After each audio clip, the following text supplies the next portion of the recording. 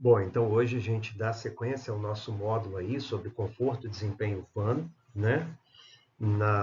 Nos outros tópicos, nas outras aulas, a gente falou um pouquinho de uma questão mais ampla, os conceitos da climatologia, falamos de macro, meso e microclima, falamos desse nível de intervenção, né? Desse microclima, como é que isso funciona, a área de abrangência, tanto na horizontal quanto na vertical, a questão do dossel urbano, né? E agora a gente vai ficar no solo, vamos dizer assim, né? Agora nós vamos entrar especificamente numa discussão sobre isso, sobre clima urbano e conforto térmico, sobre as ilhas de calor, que é algo que a gente vai falar bastante hoje, que vai ser inclusive o tema de trabalho de vocês. Vamos falar um pouquinho sobre as atividades antrópicas, como a gente também já adiantou na aula anterior, a importância de sombreamento e áreas livres, que já foi apontado também na aula anterior, principalmente no trabalho do professor Brown, quando ele fala da importância desses espaços de respiro na cidade para amenizar a questão climática desses espaços urbanos e essa relação nossa com as mudanças climáticas, e o zoneamento bioclimático também brasileiro, que foi um marco, né, que a gente vai comentar. Então, é importante a gente primeiro começar a fazer uma reflexão sobre essa afirmação que está aí desse autor. O modo negligente de se edificar o espaço urbano tem promovido significativas mudanças. A desconexão da forma de se pensar a morfologia e o clima gera situações adversas, podendo assim agravar os efeitos de um clima regional que por si só já possui elevadas temperaturas em determinadas épocas do ano.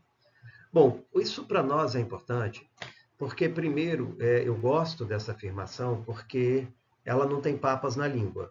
Ela já começa vindo falar sobre modo negligente de se edificar o espaço urbano. Então, ele não tenta falsear.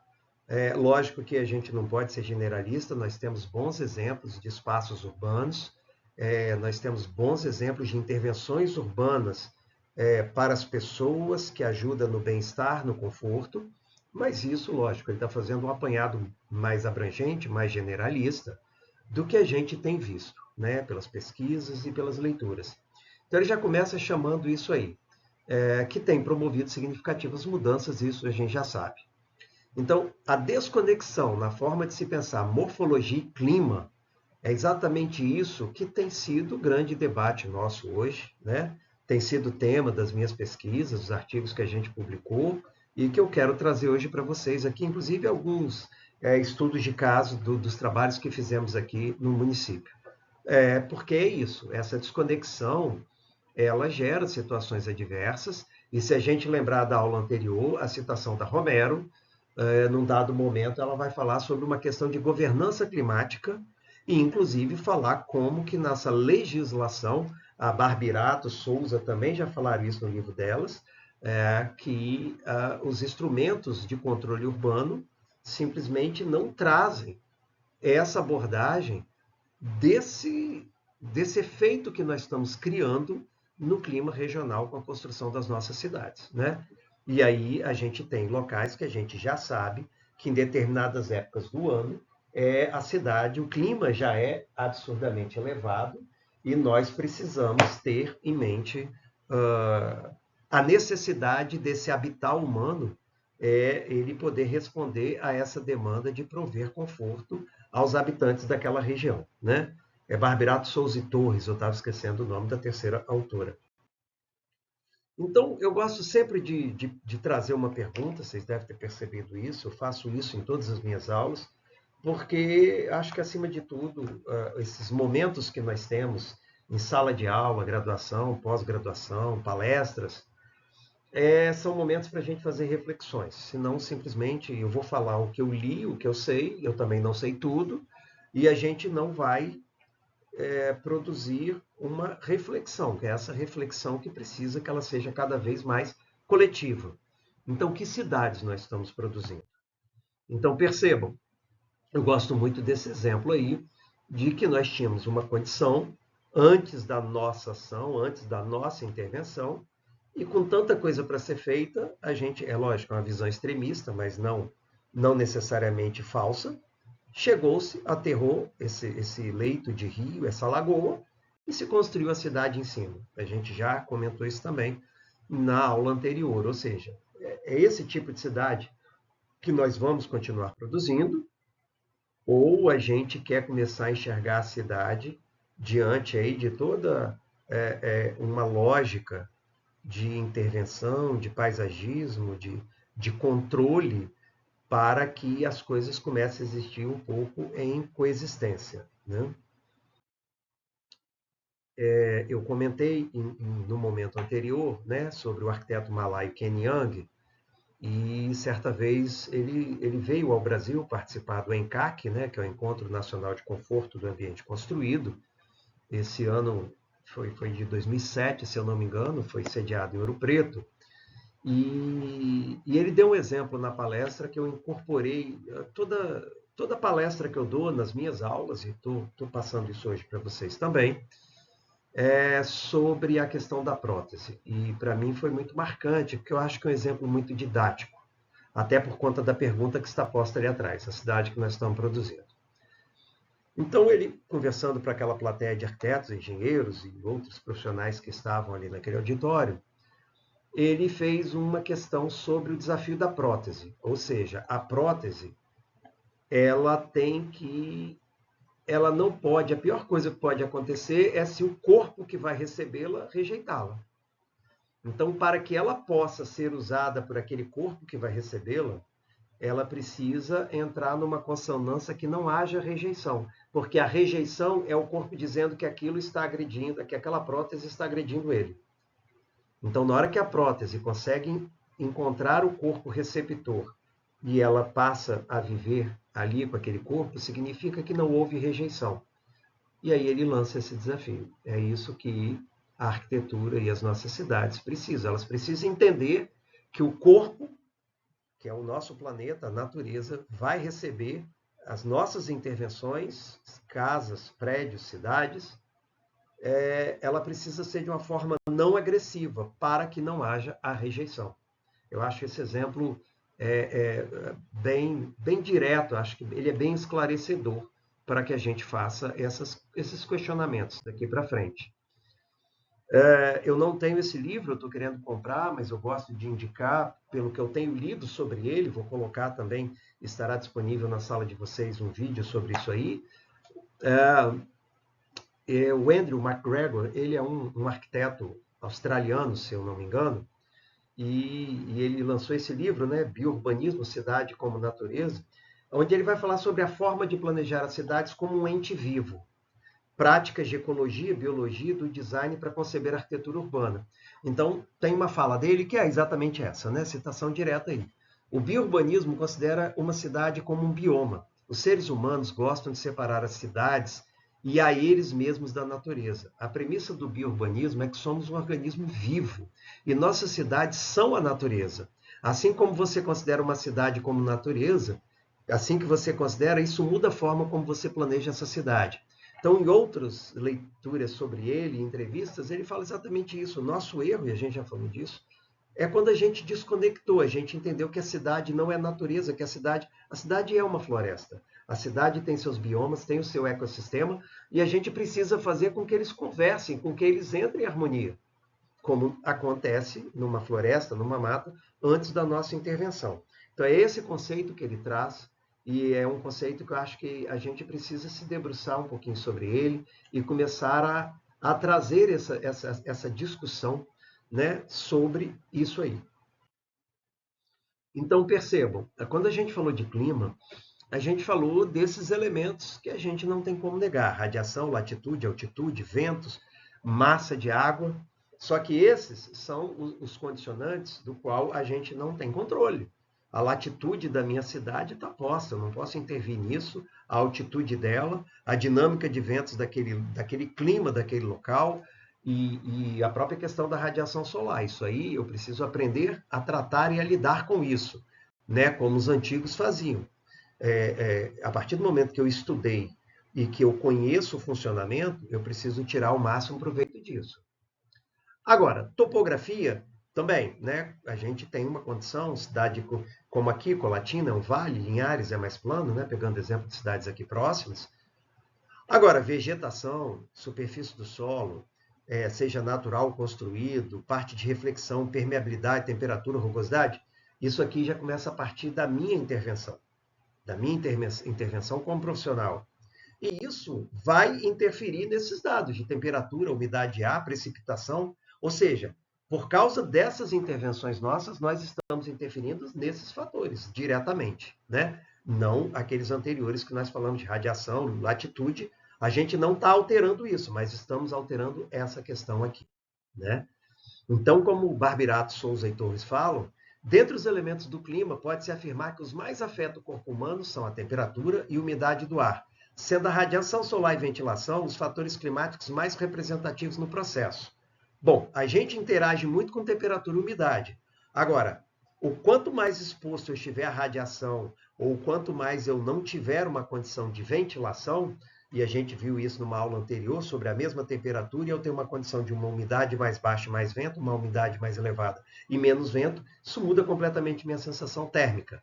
Então, eu preciso saber que eu preciso, no meu projeto, dar conta de que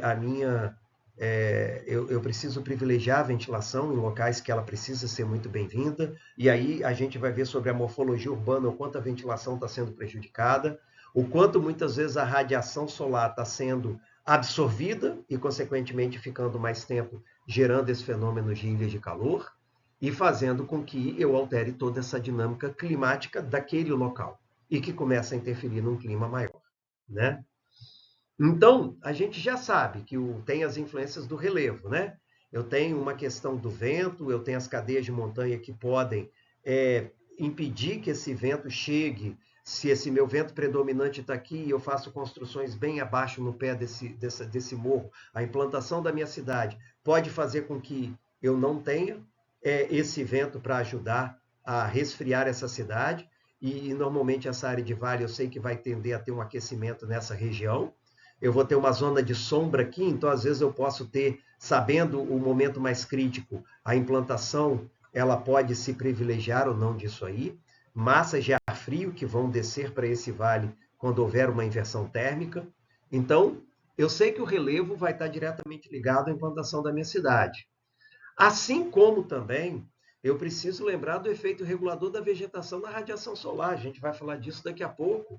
Mas sobre a questão do sombreamento, sobre a questão de evapotranspiração e quanto essas árvores são capazes de absorver a luz solar, promover uma difusão, permitir que haja, né, uma emissão mais fraca da folhagem para o solo, porque ela faz esse efeito de filtro e, consequentemente, eu posso fazer com que o solo possa estar mais refrigerado aqui do que aqui, onde ele não estava exposto a um sombreamento. Então, vejam, a gente tem basicamente 4 tipos de radiação aí para tratar. Primeiro é a difusa, que é a luz solar recebida indiretamente resultante da ação da difração das nuvens, nevoeiro, poeiras, ou seja, é aquela luz solar que vai chegar até nós depois de ter passado por esse filtro macro, vamos dizer assim. A direta, que é aquela que se eu não tenho nuvens, não tenho nenhuma outra condição climática, ela vai vir direto e vai incidir sobre a superfície que nós estamos habitando. Além disso, eu vou ter a refletida, parcela de luz solar proveniente da reflexão dos objetos circundantes com edifício solo. Lembrem-se que eu dei o exemplo do edifício de Londres, o Walk Talk, e como ele estava interferindo numa dinâmica da vizinhança por reflexão. E a radiação global, que é a radiação solar total que atinge uma superfície, sendo igual à soma da radiação direta, da radiação difusa e da radiação refletida. Ou seja, essa radiação é que está interferindo na minha sensação de conforto, porque ela é o somatório de tudo isso. Daquela que está vindo refletida pela nuvem, daquela que está sendo incidindo direto sobre a superfície em que eu estou habitando, ou do meu edifício, ou da minha rua, bem como aquela do meu entorno. Então percebam como que a radiação refletida, essa aqui eu não tenho controle sobre a estratosfera, sobre as nuvens, assim como essa daqui, eu posso ter um controle com sombreamentos, com estratégias que possam me auxiliar. Agora, essa daqui vai estar ligada direto à morfologia urbana e a como eu estou projetando e produzindo o espaço da cidade. E isso aqui será tanto maior quanto eu não der conta de todas essas outras, né? Se ela é um somatório. Então, percebam, é muito comum a gente ver nas cidades, né? É uma questão de políticas urbanas, sempre que tem uma necessidade, que tem uma possibilidade, a gente ganha quilômetros de asfalto, né? E além da questão do asfalto, ele ter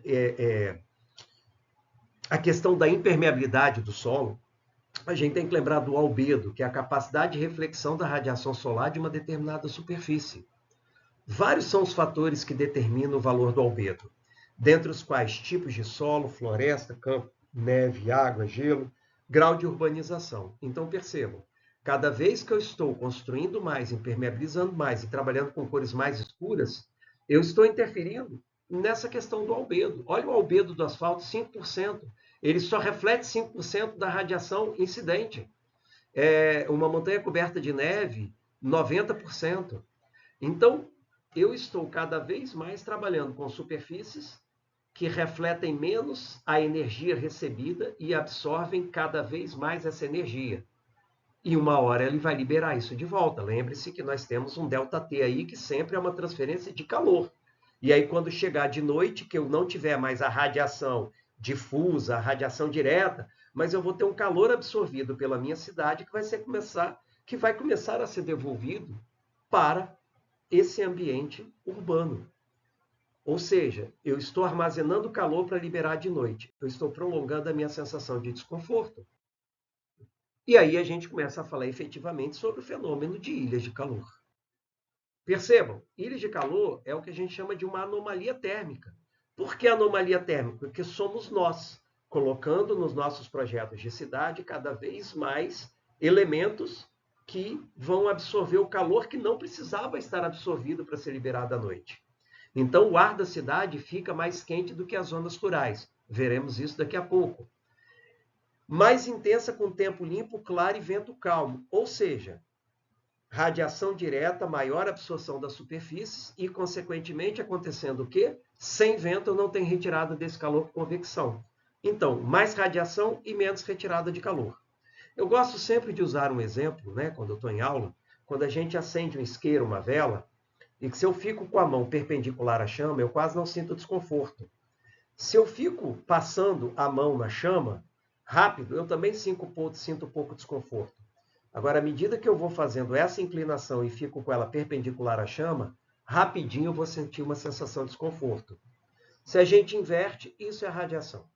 Quanto mais perpendicular, maior a intensidade de calor absorvido. Quanto mais inclinada, né, eu vou tendo isso aí, menor calor absorvido, até que se ela estiver paralela, o horizonte, aí eu já quase não tenho essa absorção de calor. Agora, se durante o dia eu absorvi calor e não tenho vento, eu não estou te retirando esse calor durante o dia. E aí, esse é um exemplo clássico aí de figuras da literatura de ilhas de calor, mostrando como é que é a condição de uma temperatura rural, como é que eu tenho uma área aqui menos adensada, um bairro residencial, um subúrbio, e de repente eu tenho os grandes centros, mais massa construída, mais asfalto, mais impermeabilização, mais calor retido. Então, isso aí é bem ilustrativo, né? Que ele mostra para a gente que a ilha de calor, num dia de sol, esquenta o cimento, um pouco dessa energia irradia de volta para a atmosfera, e aí lembra do albedo, o asfalto é da ordem de 5%, o resto ficou retido aqui, a maior parte é absorvida, o cimento também absorve bastante. E à noite a energia acumulada no cimento continua irradiando, deixando a temperatura do ar até 12 graus mais quente do que com uma área com verde. Esses valores vão variar muito em função de onde eles foram medidos, em função da cidade que está sendo observada, mas vocês vão ver aí, falar de 6, 8, 3, 10, né? Mas o conceito é que nos preocupa. O quanto que eu estou colocando coisas que serão grandes baterias armazenadoras de calor para serem liberadas à noite. E aí as ações antrópicas, né? Nós estamos provocando alterações, né, no planeta, né? Lembra que a gente falou lá atrás se os eventos são cíclicos ou não, mas uma coisa é certa, nós estamos aí pelo menos há 100 anos, desde a Revolução Industrial, os últimos 50, 60 anos, cada vez mais interferindo nessa dinâmica do planeta. Sempre aconteceram, desde os tempos antigos até hoje, mas parece que nós estamos acelerando isso. Então, quase tudo que existe nos centros urbanos tem origem artificial, fruto das nossas atividades. O que é natural? Acaba representando alterações provocadas pelas ações do homem, modificando o clima.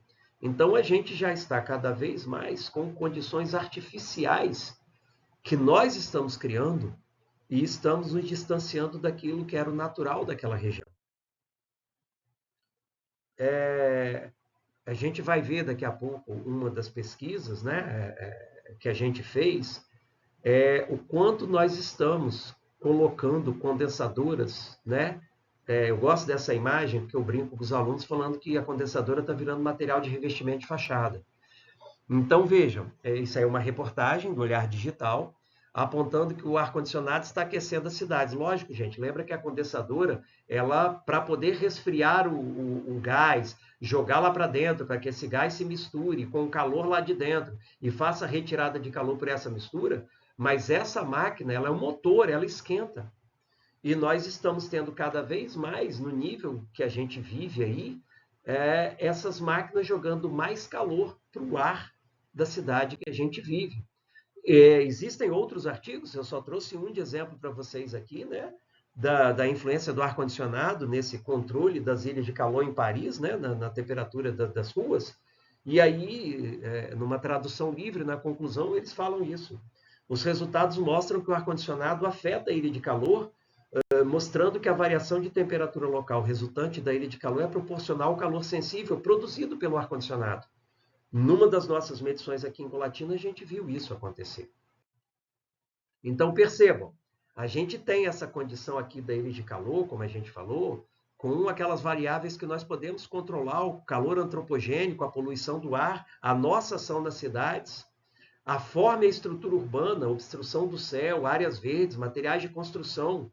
Nós estamos cada vez mais colocando materiais mais escuros, e a gente vai ver isso numa pesquisa. E tem as variáveis que são as que não são controladas por nós.